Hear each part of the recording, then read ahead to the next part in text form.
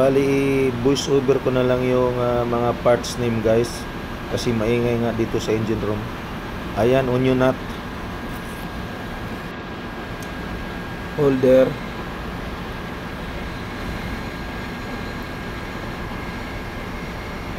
nozzle, spring guide, cut off shaft, truss piece, truss foot, spring,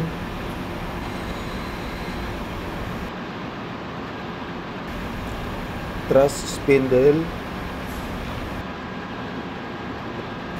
tapos this,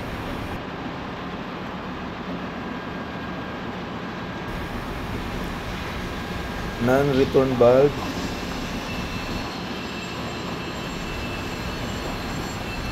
valve head,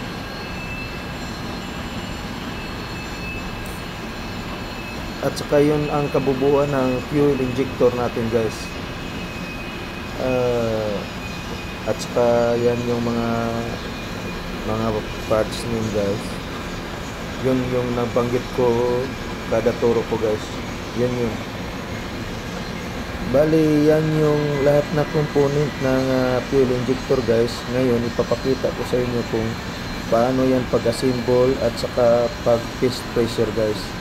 Panoorin nyo lang itong video na to guys, kasi mayroon kayong matutunan kung paano pag-assemble at saka pag-test pressure ng isang fuel oil valve ng main engine.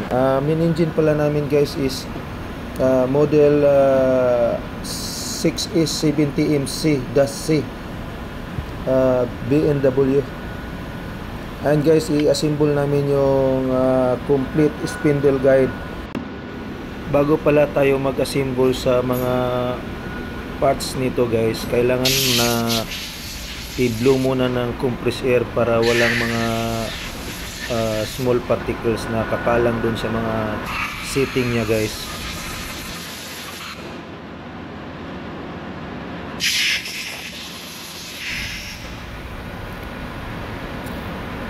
Unang i-assemble guys, pasok yung cut off shaft, tapos truss piece,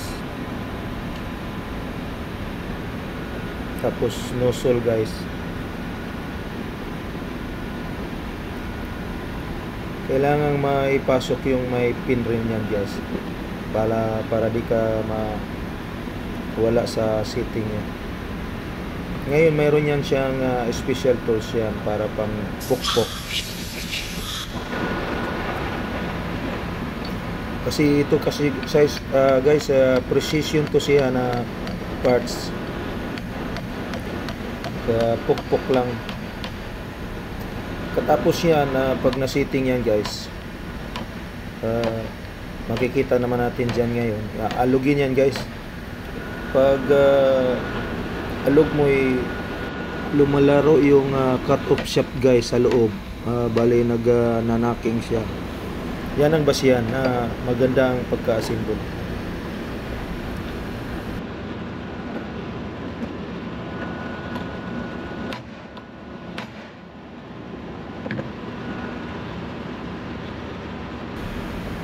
Yun guys, narinig yung pag-alog, tumutunog sa loob. Ngayon guys, i-assemble na natin yung buong fuel injector guys. Bali, banggitin natin yung mga parts isa-isa pagpasok sa holder.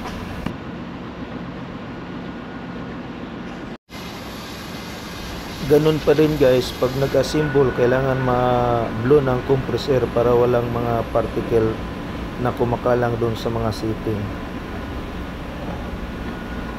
Yan guys, okay naman. I-check namin yung loob sa holder yan guys.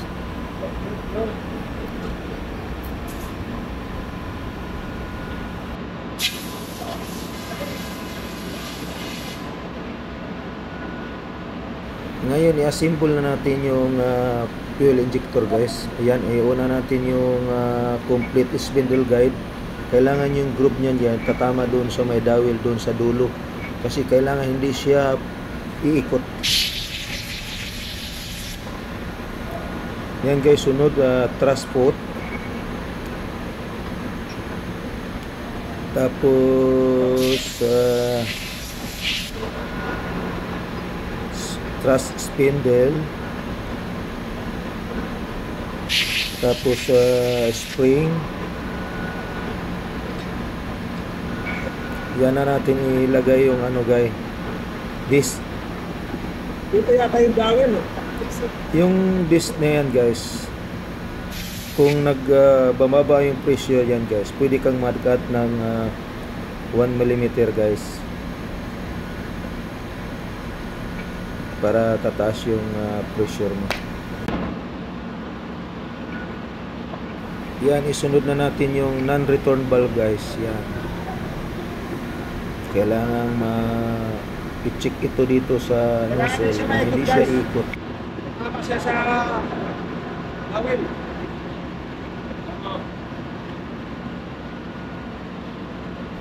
Ngayon, lagyan natin ng o-ring guys, para mailagay na itong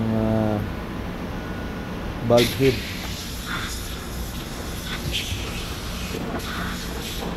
Itong valve head guys, mayroon rin siyang dowel. Kailangan ipasok yung dowel dito sa groove ng holder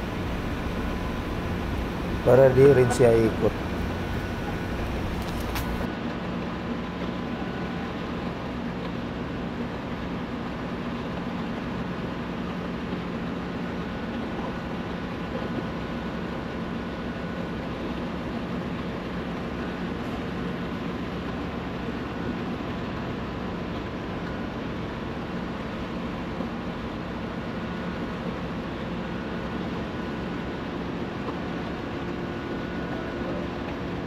Yan, lagyan natin ng kaunting grasa para mailagay na natin itong onion nut. Yan. Pagkatapos nyan guys, mayroon tayong pang compress nyan, yung special tools na ginawa lang dito sa mga crew guys. Bali, pang compress yun. Pagkatapos kaunting higpit na lang dito sa onion nut.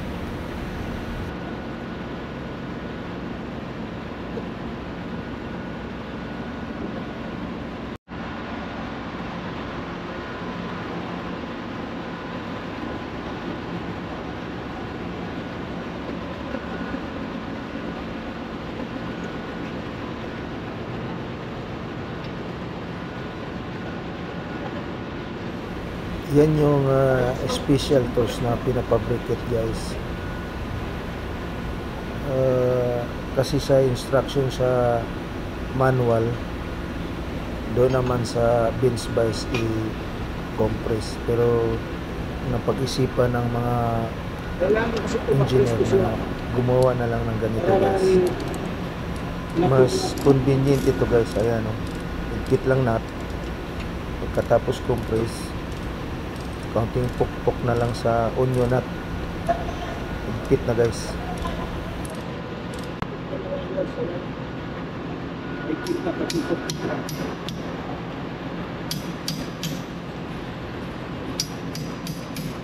Sabi.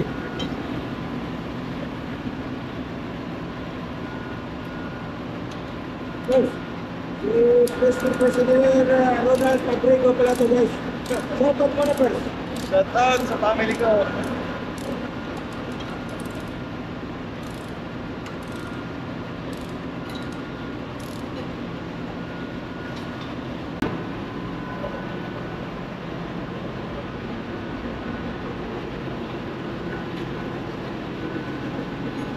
Ito pala yung equipment pag pressure test guys.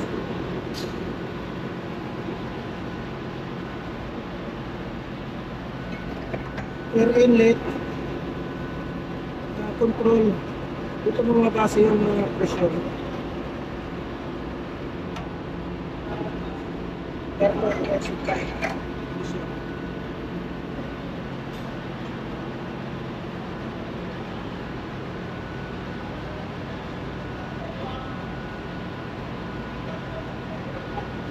So pag higpit pala na fuel bag sa main engine, pareho rin dito guys. Kailangan na level mo. Yan lang higpitan dyan. Or ito, mabababa dito.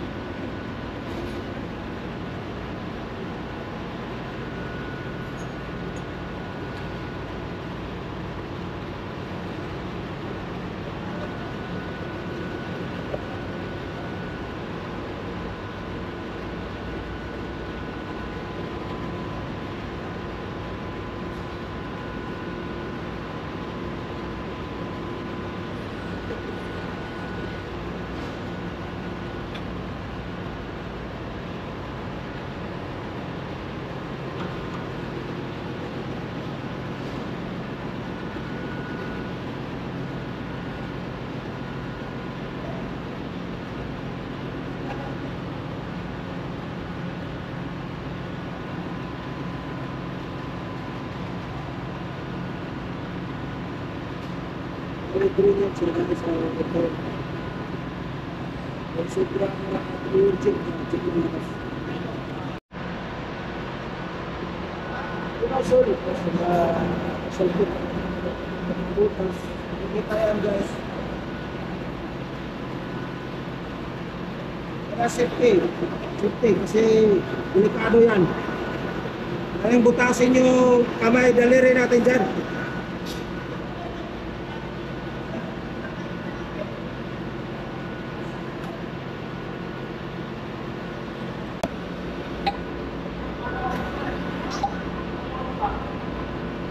Masisilaw yung flashlight trophies. Ito lang gusto ko. Liwanag ko.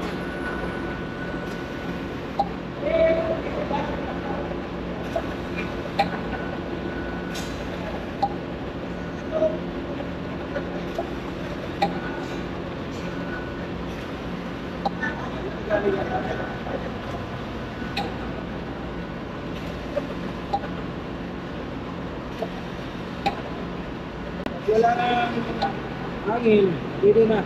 Pag may mga bubbles pa, pwede na.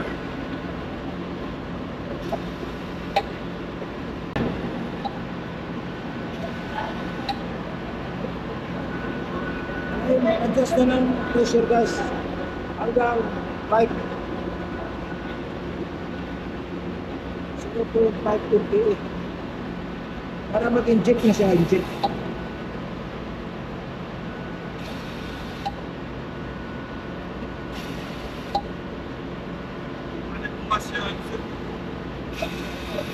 Turn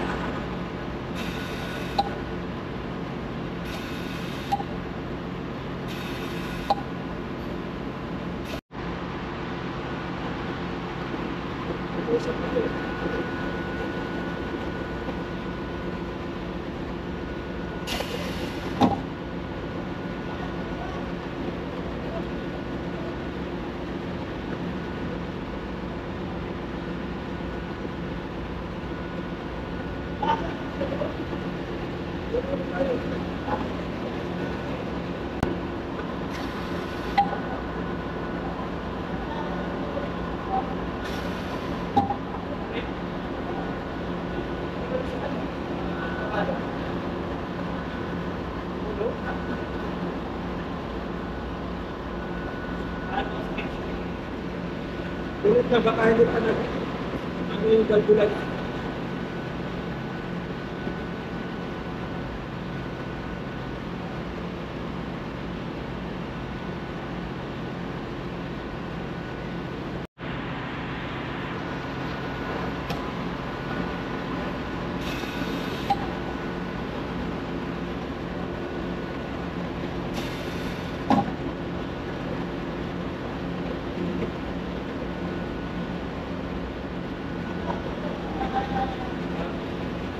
Ulit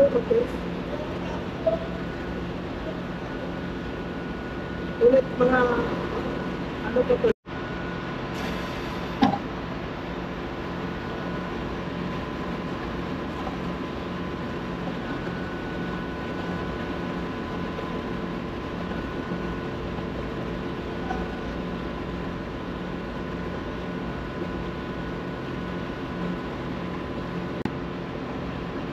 Sabi na.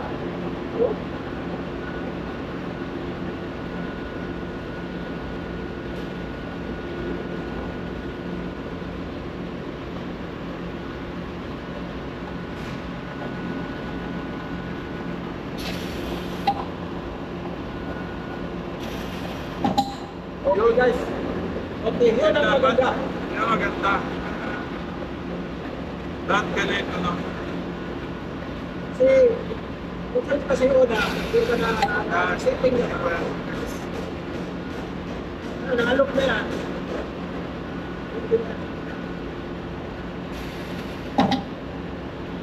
Minsan kumanya rin siya, pero ano na yan?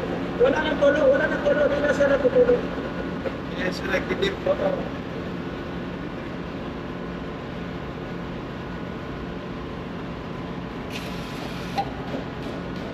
Okay guys. Good. Suave. Ready for spare na guys. Okay siya. Abot yung 380. 60. Minimum 60. Minimum 300 sa 10. Basta yan ang Maximum 380. 310 to 380. Impi. Wala siya times ko na lang ito. Basta 380 impi. Dito, i-parking.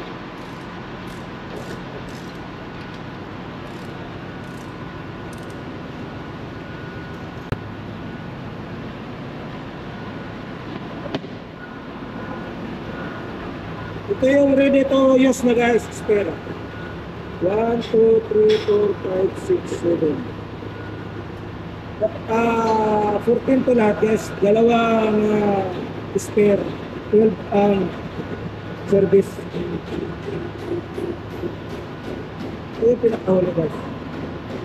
Pinakahuli kasi kinuha natin ng video.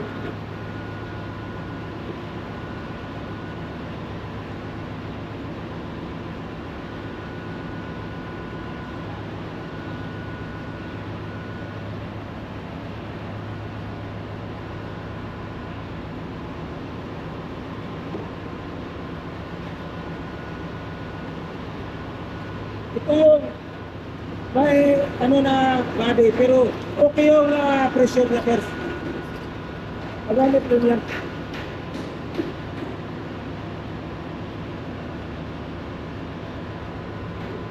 May mga number kasi ito guys. Ito yung pressure niya.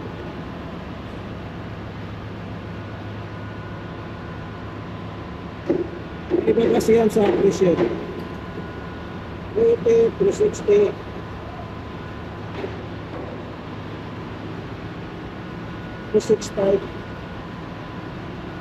Okay lang, mabati konti sa rinse.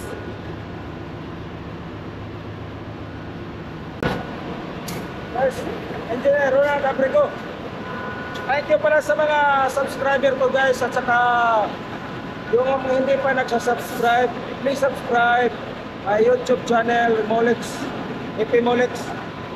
And don't forget to hit the notification bell para kayo ma-notify ni YouTube pag mayroon akong bagong video ng i-upload guys. Thank you guys!